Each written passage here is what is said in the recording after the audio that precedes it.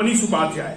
आज हम लोग हैं Sharda maternity and cardio care centre Bettiah में और हमारे साथ है यहाँ से डायरेक्टर रविराज दुबे जी। सबसे पहले तो आपका बहुत बहुत स्वागत है हमारे चैनल पे। पहला सवाल होगा, जब आपके अस्पताल की इस कॉलोनी को हम लोग विजिट कर रहे थे तो सबसे पहले बोर्ड दिखा मुझे और उस बोर्ड पे लिखा था शहीद परिवार, जो भारतीय सेना में जो लोग शहीद हो गए हैं उनके परिवार को, खास करके भूतपूर्व सैनिकों को और दिव्यांगों को यहाँ पे मुफ्त इलाज की जाती है। तो सबसे पहली बात तो ये है कि हार्ट से संबंधित स्पेशलिस्ट डॉक्टर हैं आप, और हृदय रोग का जो इलाज होता है वो सस्ता इलाज नहीं होता है। इसके बावजूद इतने लोगों को आप फ्री ऑफ कॉस्ट और मुफ्त में इलाज करने का जो घोषणा आपने किया है, इससे समाज को क्या कुछ मैसेज देना चाहेंगे आप? नमस्कार, आपका भी बहुत बहुत धन्यवाद।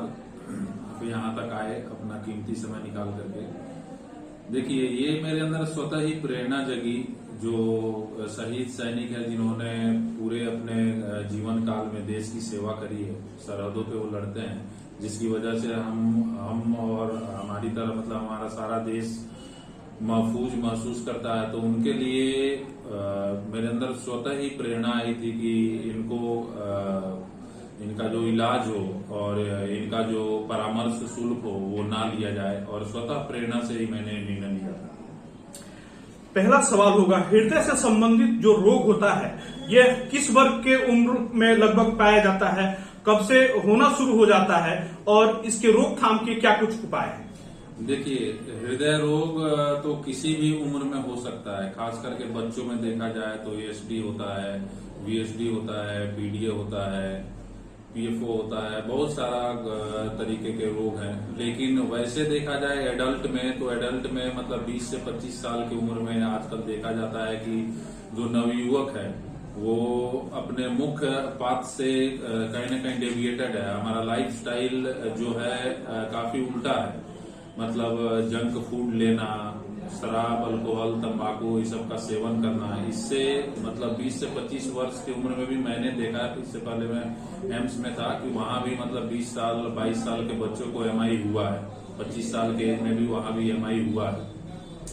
तो 25 साल के आसपास, 25 साल से ऊपर मतलब देखा जाए तो मतलब सीएडी, कोरोनरी आर्टरी डिजीज हो सकती है। आंकड़ा एक बताता है, जैसा हम लोग लास्ट टाइम एक आंकड़ा देखे थे, उसमें लगभग 30% लोगों की जान गई थी हार्ट अटैक से। हार्ट अटैक से काफी लोगों की जान चली जाती है और गांव में खास करके लोगों को पता भी नहीं होता है कि किसी व्यक्ति का अगर अचानक से हार्ट अटैक कर जाए तो उसके साथ क्या कुछ उसका उपचार करना चाहिए और क्या करना चाहिए, क्या कुछ बताएंगे इस पे? देखिए, सबसे पहले तो अगर किसी भी व्यक्ति को सुदूर जैसे ग्रामीण इलाके हैं जहां स्वास्थ्य सुविधाओं का अभाव है, जहां चिकित्सकों का अभाव है, वहां पे अगर किसी व्यक्ति को अचानक से सीने में दर्द होता है, पसीना आता है, तो तुरंत हमें बिना लेट किए हुए, बिना देरी किए हुए किसी भी नजदीकी चिकित्सक के पास पहुंचना होता है। वहां से तुरंत हमें ईसीजी करानी होती है। ईसीजी में अगर कुछ चेंज आता है तो फिर हमें फर्दर, अगर शहर में पीसीआई सेंटर है तो वहां जाना चाहिए। अगर नहीं है तो जो भी कार्डियोलॉजिस्ट हैं, जो भी फिजिशियन हैं, जितना जल्दी हो सके वहां पे हमें पहुंचना चाहिए। और सीने में अगर दर्द ज्यादा है तो कई बार हम लोग सॉर्बिट्रेट का भी यूज करते हैं ताकि तत्काल कुछ थोड़ा बहुत राहत हो जाए। जीभ के नीचे सॉर्बिट्रेट 5 mg 10 mg रखने का वो है। हार्ट के स्पेशलिस्ट आप हैं और चंपारण में, खास करके चंपारण के लोगों को इससे जुड़ी संबंधित व्यवस्थाओं के बारे में बताइए। क्या कुछ व्यवस्थाएं हैं आपके अस्पताल में लोगों के इलाज की? देखिए, मेरा जो सेंटर है वो अभी नॉन इन्वेजिव कार्डियक सेंटर है। नॉन इन्वेजिव का मतलब हो गया कि यहाँ कोई इन्वेजिव प्रोसीजर नहीं होता है।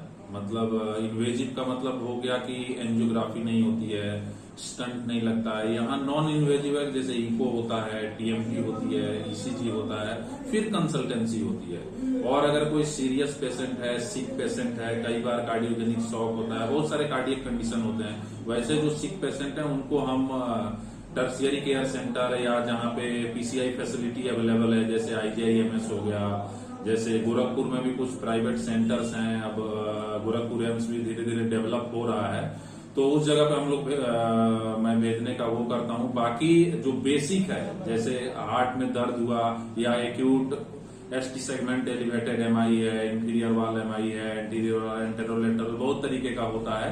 तो अगर पेशेंट 9 घंटे से पहले जो विंडो पीरियड होता है, 8 घंटे से पहले पहुंचता है डॉक्टर पे, तो हम उसको थ्रोम्बोलाइज भी करते हैं। एक इंजेक्शन आता है स्ट्रेप्टोकाइनेज, रेटिकुलेज, बहुत सारे इस तरीके के इंजेक्शन है जिसको देने से अगर टाइमली उस इंजेक्शन को दे दिया जाए तो देखा जाता है, बहुत सारे ऐसे पेशेंट में देखा गया है कि आर्टरी मतलब जो नस होती है, मतलब इस भाषा में कि वो खुल भी जाती है। तो यही है।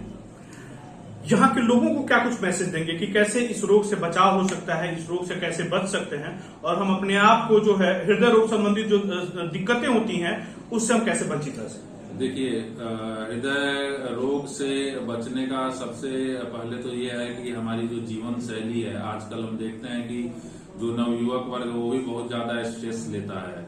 सबसे पहले तो हमें मतलब स्ट्रेस फ्री लाइफ प्रयास करना चाहिए कि हो। उसके बाद जो भी अगर कोई दुर्व्यसन है, जैसे कि अल्कोहल हो गया, सिगरेट हो गया, बहुत ज्यादा ले रहे तो उसको कम करें। और सबसे इम्पोर्टेंट चीज है कि आप नियमित कम से कम 1 से 2 किलोमीटर चलें। अपने ऊपर फोकस करें, 1-2 किलोमीटर नियमित रूप से चलें।